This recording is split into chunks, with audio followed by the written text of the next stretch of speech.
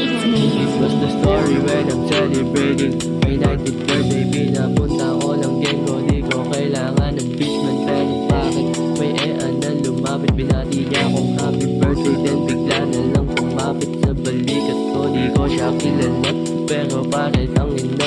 Sobrang solid ng galawan, parang hindi na iba. Pinapaikot lang yung ala kahit iba na ang amat. Kasi merong alileng na umiikot sa may tema. Napansin na ni na CJ na meron niyang ibang balak. Itong nasa kaliwat kanan ko ay nakahawak. Kahit di kami same ng amat, sinawakan niya kamay ko, then she put it on his leg. Sabing-sabing,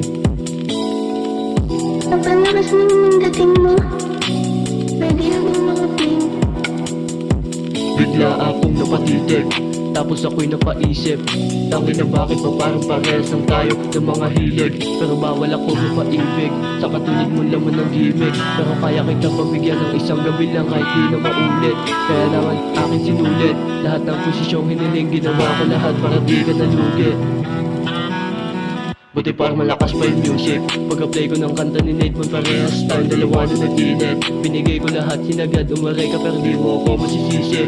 Kasi nga posisyon ko namili, kahit na malamig. Kasi nga naka-aircon, maliwala sa iyong feeling. Dahil ba gusto mong patunayan na mas magaling ka pa na gumalaw doon sa anong part 1. Pagkatapos ang daming inebas, alam ko naman lahat yun ay hindi totoo. Paglabas namin bigla sinundo ng kaibigan ng Monte Po. Yun men,